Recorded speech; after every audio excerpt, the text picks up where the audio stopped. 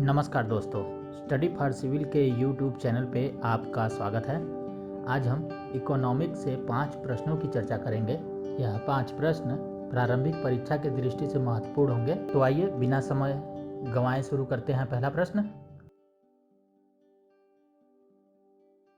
हाल ही में शुरू किए गए ई ऑफिस एप्लीकेशन के संदर्भ में निम्नलिखित कथनों पर विचार कीजिए।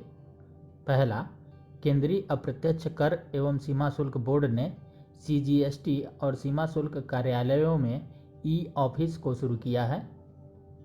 दूसरा, यह ई गवर्नेंस के तहत एक मिशन मोड प्रोजेक्ट है। तीसरा, इसे एनआईसी के द्वारा विकसित किया गया है और प्रशासनिक सुधार एवं लोक शिकायत विभाग द्वारा इसमें सहयोग दिया जा रहा है। उपर्युक्त कथनों में से कौन सा सही है बताना है।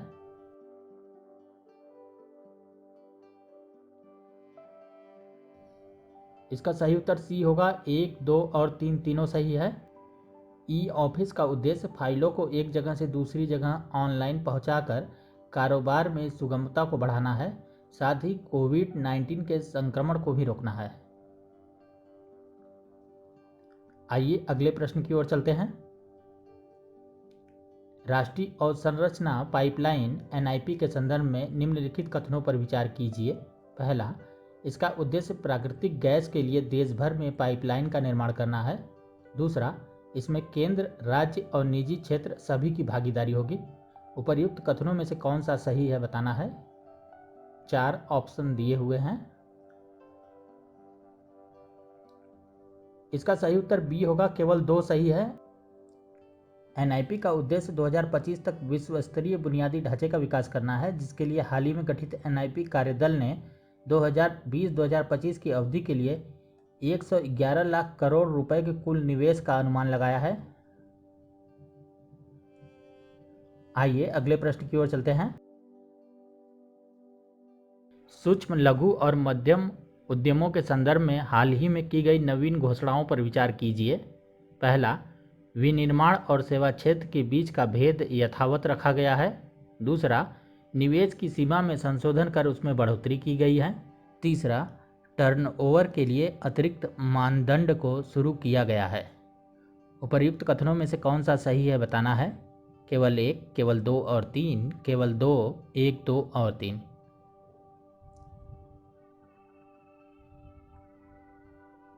इसका सही उत्तर बी है, केवल 2 और 3 सही है।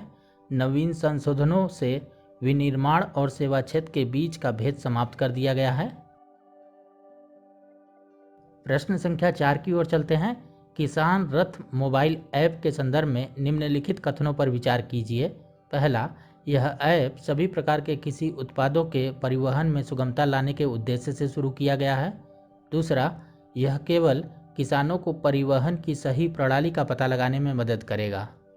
उपर्युक्त कथनों में से कौन सा सही है बताना है।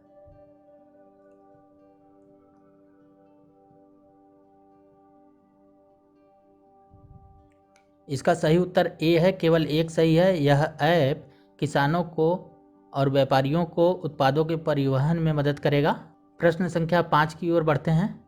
निम्नलिखित कथनों पर विचार कीजिए। पहला, भारत ने वर्ष 2018-19 के लिए चावल किसानों को अतिरिक्त सहायता प्रदान करने के उद्देश्य से विश्व व्यापार संगठन के पीस क्लॉज का प्रयोग किया है। दूसरा, कृषि पर समझौते के अंतर्गत विकासशील देशों के लिए सब्सिडी की अधिकतम सीमा 15% निर्धारित की गई है। तीसरा, पीस क्लॉज के द्वारा विकासशील देश किसी भी विवाद को उत्पन्न किए बिना किसानों को WTO द्वारा निर्धारित अधिकतम सीमा से अधिक सब्सिडी प्रदान कर सकते हैं।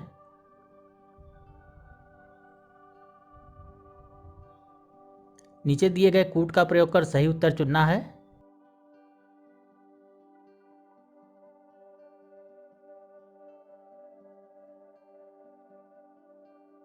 इसका सही उत्तर सी है, केवल 1 और 3 सही है। कृषि पर समझौते के अंतर्गत विकासशील देशों के लिए सब्सिडी की अधिकतम सीमा 10% निर्धारित की गई है, न कि 15%।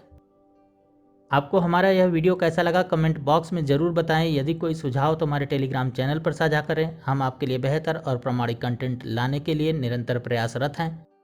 चैनल को लाइक और सब्सक्राइब जरूर करें ताकि हमारे लेटेस्ट वीडियो आप तक पहुंच सके। Thank you.